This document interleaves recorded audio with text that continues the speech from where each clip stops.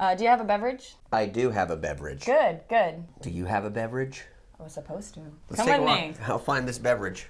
I do this accidentally in a lot of episodes. Nice. Okay. I think we're all beveraged So up. we're ready. This is a very exciting episode because this time we've got somebody who's famous. You're famous, aren't you? I'm an F-list celebrity. You can Google me, but nobody gives a f. F-list is the don't give a f list Yeah, yeah. it's the F. Yeah, nobody gives a f. F-list celebrity. Welcome Thank to you. The Flourish. This is my 6th episode. I will be interviewing this gentleman right here about his instrument over there. It's hidden. We'll show it to you very soon. You'll have to beg for it. Please, introduce yourself. Hi, I'm Kalen Chase, and I love music.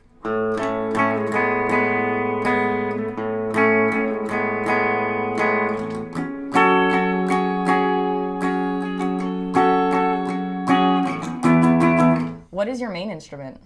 My main instrument, other than this throat hole that says and sings horrible things, is guitar. And how long have you been playing guitar? I've been playing guitar for 21 years. Was it the first instrument that you played, or did you play other things and then pick up a guitar later? I started singing when I was a kid and playing some piano. Growing up, it was just on the side. And one day, through church music, I realized that music was amazing. When they were singing songs, everyone just kept giving money. I was like, this is a good racket.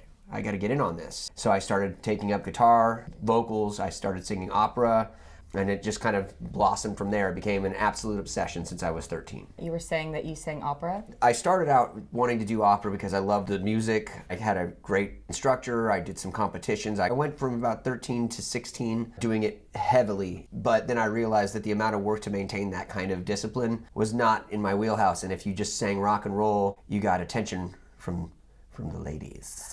That's important. You are a multi-instrumentalist, singer, songwriter. You dabble in all kinds of genres. How did you end up coming to be in Hollywood? What was that journey like? What kind of musical endeavors did you pursue and take on? My story has some very interesting, random things that aren't normal for everyone, but at the base, it is every boring story you've heard.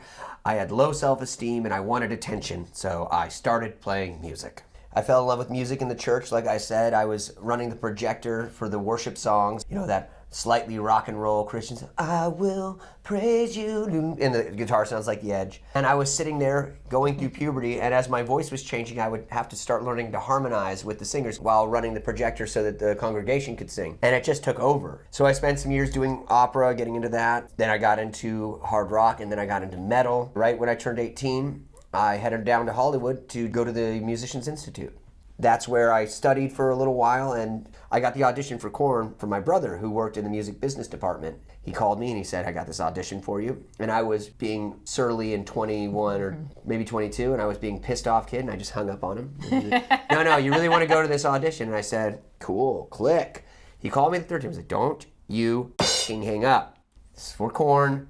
It's a big deal. This could really help you out and change things for you, because I was big fish, small pond. The band was stagnant, and I was in my own way a lot. Through my brother and my sister got me into the audition, and I got it. So I started touring with Korn in 2006 until 2008 and a little bit in 2009. When you were with Korn, it was touring live? Live touring, and then we did the MTV Unplugged record, which was a live recording. I started out as the background vocalist and eventually just took on percussion, a couple guitar songs, then some keys. The MTV Unplugged show, I actually learned to play the mandolin. I learned the marxophone, which is a strange hammer string instrument. Played the bells for Falling Away From Me. The multi-instrumentalist, I am, and I play them all kind of okay. Guitar and voice is definitely where I'm most comfortable. How do you pay the bills? Is it as a musician? Whoring. Your talents. Yeah. Was The Changing your first band? It was an offshoot of the band I came down here and started called Crucifix Doll. And most of the same Oh, players, right. that was kind of the big fish band. That was where we were at. And right when I got Korn, we were changing. So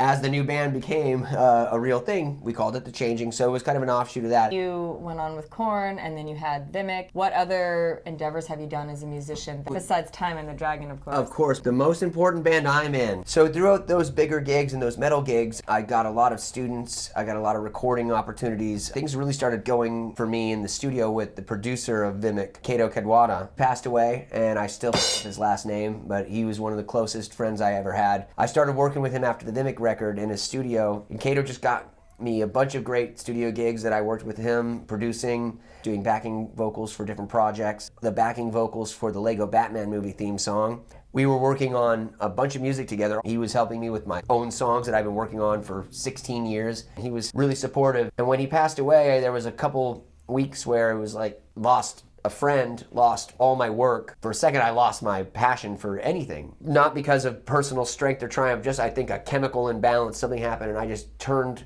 the corner and said, okay, I am 100% focused on making my solo record and stepping away from the metal stuff for the time being. My entire focus is getting this record out. Does anyone else in your family play music? Yes, I believe you have your flagship episode with my brother, who was super into country music, which sent me on the exact opposite path for many years. If he liked it, I hated it, and vice versa. He was into full country garb, including a mullet, sorry Nick, while I was absolutely goth, into metal, and we somehow met in the middle a few years later, and we've been playing music together ever since. We use each other for our opposite perspectives, and it really helps with the songwriting. He's helping me with my solo project right now. He's been a part of it since the very beginning, and he and I work with the lovely Joe in the wondrous band Time and the Dragon. We found out who Kalen Chase is. What we really love to talk about here is the relationship between human and instrument. As musicians, we're so tied to the thing that we create with. The painter's got their paintbrush and their paints, and we've got our instruments. You've got one attached to your body that's pretty phenomenal. I don't really want to look at it. Did you bring a beautiful little soul for us to explore today? I did. I brought a special buddy of mine. Oh, that's a special buddy. Indeed. What is this guitar here? This is a Gibson 1961 reissue SG. It was made roughly around 1999. I purchased it that year. It's the first guitar that I ever bought with money that I earned. Incredibly hard-earned money. It's been with me since the beginning, really, of doing what I do. It's turned out to be one of my favorite guitars. Did you earn the money with the intention of buying this guitar? I earned all the money for this guitar, and I knew exactly the guitar I wanted. I lived in a tiny little town. An hour and a half south was the town of Spokane, Washington. Every weekend, me and the band, high school band, I was like 15. We'd go to Circuit City and buy CDs, go to Olive Garden and be sat in the corner because we were super gothic and nobody wanted to be near us. And we go to a place called Rock City Music. And they had this thing sitting there. I always thought that SGs were pretty good for one thing and one thing only, and that's rocking. I just wanted a proper guitar. The gentleman who worked there said, just try this. And I played it, and I said, this is the greatest thing I've ever touched in my life. I hadn't touched a booby yet. And I said, how much? And he gave me a number, and I said, I will see you later. So I went to my dad, and I said, I want to help you with your construction. And this was the middle of winter in Northeast Washington. I lived in a very cold rural climate. He said, well, I'm roofing. And I said, I need this amount of money to get this guitar. I will do whatever it takes. I would wake up at 5 in the morning, and I roofed with my father in the middle of winter. After a grueling few months, I had enough. I ran it with cold hard cash, earned from absolute physical agony, and one of the hardest jobs I've ever done in my life, and it was worth it. It's very cool that you knew what you wanted. Yeah, I wanted to make heavy, aggressive music, but with something that sounds bigger and better with more options. And this is the one. This is the Chameleon. You can play folk, you can play metal, you can play jazz on this SG. One of my friends calls it Old Bessie. I just call it my guitar. This is mine. All the others are like, yeah, they got the Telly, the SG. No, this is my guitar. This is my baby. What about your personality and your music connects you to this guitar? For starters, it's beat the f*** up, just like me. It's got all kinds of nicks and scratches and been all over the place. I took it on tour even when I wasn't playing it live, and so it's traveled. I can transition from playing extreme metal to folk, and so can this. I'm not much of a spiritual kind of guy. If this has a soul, amazing. If it's made of the same energy I am, great. But I'm in love with it, and it's part of me, and that's the way it works.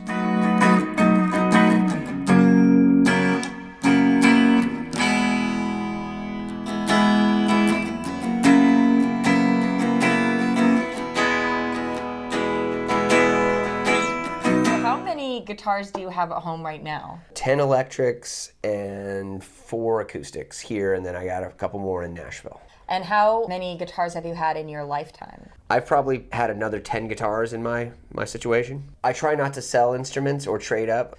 I've only had to sell 3 guitars in my entire life for financial burden, because my parents always said the same things, like, don't sell an instrument if it's good. And I should have listened to them, because I regret every single one. If you're gonna buy something, take the words from my father. Don't be cheap. Buy something that lasts, spend more money, and keep it forever. I am a big subscriber to that. Is your reason for having this guitar and having other guitars for life because of the quality or because of the connection that you have? Is it emotional or is it logical? There's certain guitars that are completely emotional. I have a guitar that is a Budweiser sign. It was made in the late 80s. Dean, I believe, or Washburn made it. It was just to hang in bars. So there's only one pickup, one knob, one volume thing. It plays amazing. It sounds great. It doesn't sound as good as this, but I will never get rid of that because it's funny as all hell. There's no emotion to a couple of my guitars. I love them because they sound good. They're doing what they're supposed to. It's basically like, I love my pilot for not crashing the plane, but I'm not gonna help him move. But this is the perfect balance of my Budweiser guitar emotional nonsense and my some of my Telecasters that are just workhorses and sound amazing. But this is both. This is the marriage guitar, guys. A marriage guitar? What is the marriage guitar? Well, it's a marriage guitar. You have to respect what the person you're with does. They have to do their job for what you require. Like, I require my wife to let me play guitar and be an idiot, and she requires me to take out the garbage. Those are certain things. We both do those things very well. On the other hand, when we're not at our best, we still love each other. When there's nicks, when I had to replace this or that, it doesn't matter. This is more than just the sum of its parts. It's the sum of my parts. So that's the marriage guitar.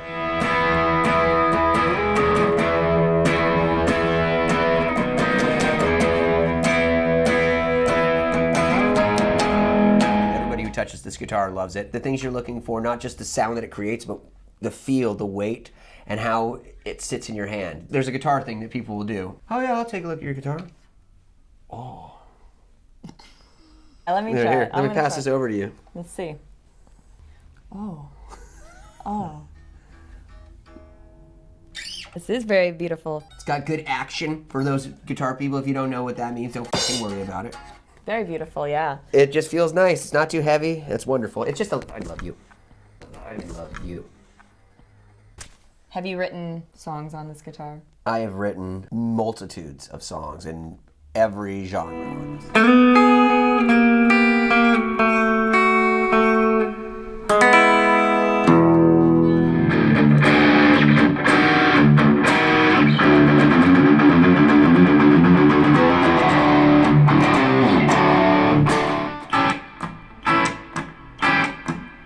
Buffalo Soldier, coming to America. With a guitar you've had so long, there's probably a million memories and stories and experiences, but is there any one that stands out that you'd like to share with us today? To really honor the guitar, I think, there's a lot of stories, but the one that kind of features this. The Changing, my band, played Family Values. Joey Jordison from Slipknot is one of the greatest rock metal drummers, all-around drummers ever. He's incredible. He's also a guitar player. He was kind enough to play guitar on one of our songs at the Family Values. Once we started those shows, we had about a week or so off. He was in LA and he came to some rehearsals, and he is sponsored by Gibson guitars. The man has SGs, Les Pauls, guitars out the wazoo. He was like, dude, I can have some guitars shipped out. We can figure out whatever one you want to use. I was like, nah, it's cool. I got one for you. I think you'll like this one. So we walk down the street to our crappy rehearsal space, go into our weird smelly room, and I hand him the SG, and he plugs it in. He hits the first note, stops, and he says, I'll trade you 3 of my guitars for this guitar. And I said, sorry, buddy. But you get to practice with it and play it on the road. He got to play one of our original songs from The Changing called Class War. Seeing a guy I played with who was crushing the drums, to see him grab a guitar and be that confident and then that excited and give it the energy and enthusiasm he did, I got to see my beautiful little guy shine.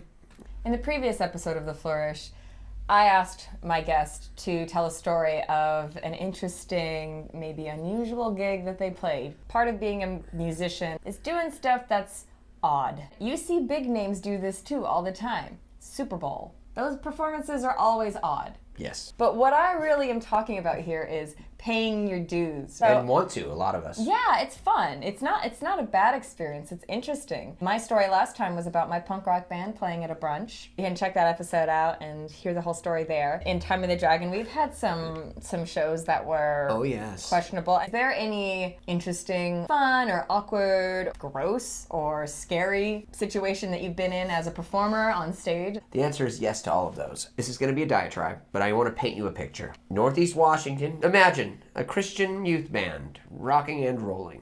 Now imagine that Christian youth band happened to be a gothic metal band. We weren't very good. Now imagine that most of our songs were 6 minutes long at the lowest. Now imagine that we were asked to play the grand opening of a Pizza Hut, KFC, Taco Bell combo restaurant in the middle of the day, 3 months after the restaurant was opened. We were paid in all of the food we could eat. You should have seen some of these disgusting pubescent guys in my band working that food into their pay. There was no cover for our music equipment. It was the middle of summer. The amps were so hot they burned your hands if you touched them. We had to keep our guitars in the restaurant, and they had us play for 4 hours. The restaurant had been open for 3 months. Nobody knew what we were celebrating. No one knew why we were playing Christian goth rock in the parking lot in the middle of the day, dressed all in black. It was the most awkward thing, and I was young and had no experience. And I still knew something was amiss. What makes the story better was we had already played 3 hours in Spokane for the Bloomsday Marathon Run. Small town, conservative people running around for charity, doing the Bloomsday Marathon, and they turn the corner and they're listening to really, really bad Christian goth rock. Long, bad songs.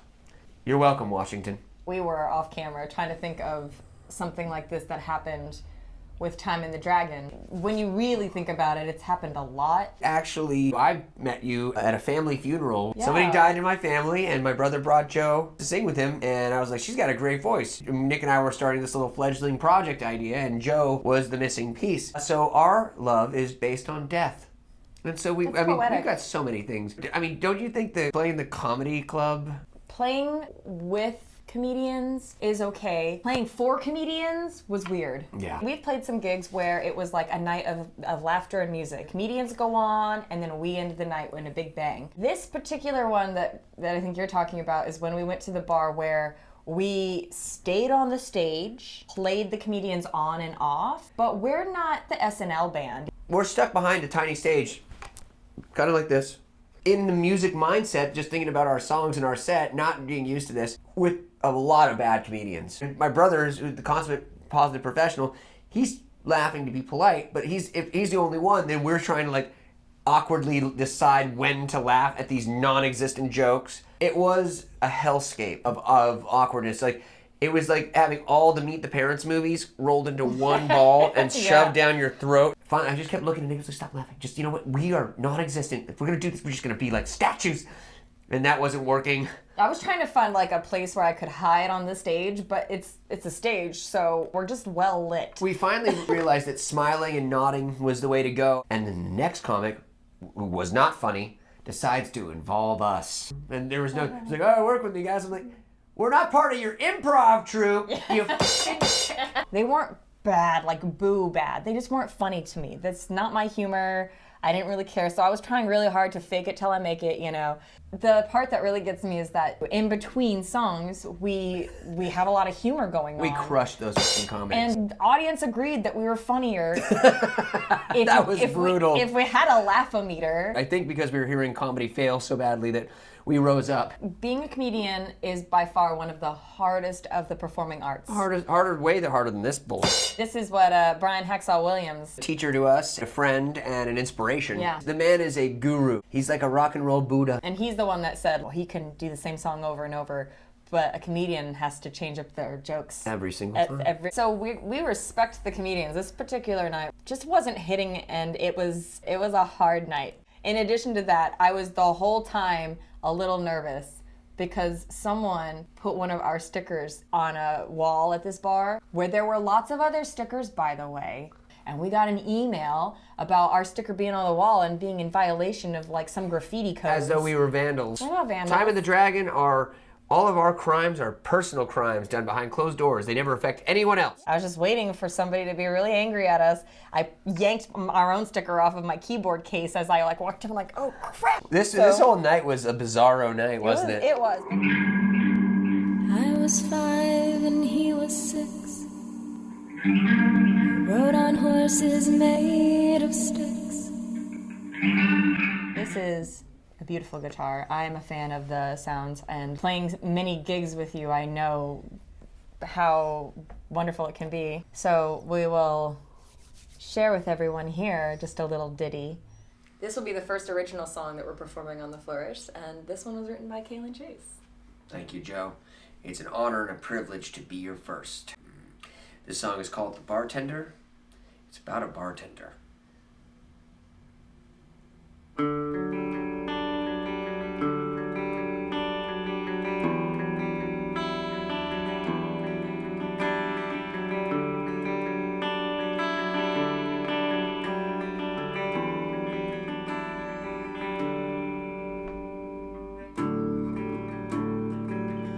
You were caught to a thirsty man.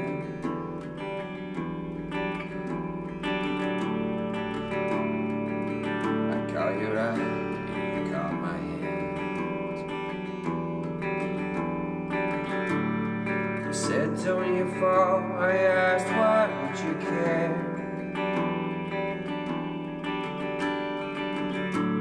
Just a king bent over his throne as you hold back my hair.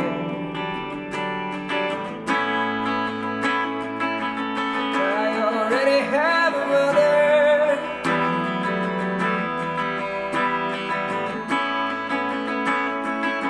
So just pour me another. You said you'd give me anything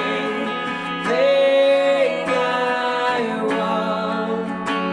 So fill me up.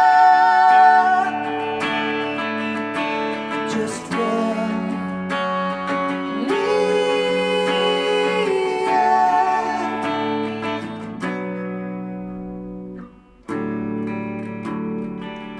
You were blind to the evidence.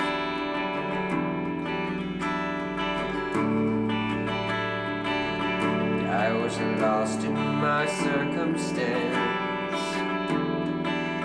But between all the whiskey and wine, there were times that we thought were perfect. I just wish I could remember them.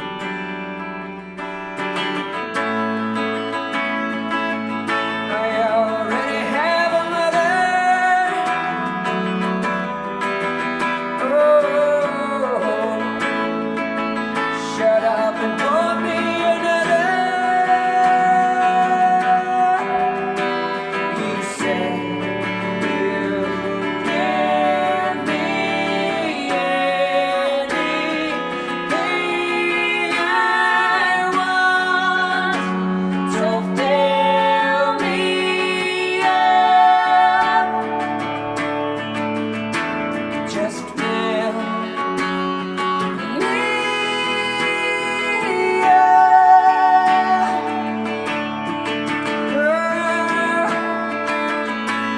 Just fill me up.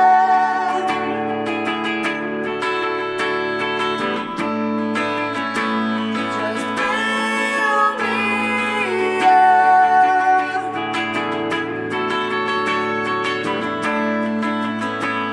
Just fill me up. I want you to just fill me up. You said you give me anything I want.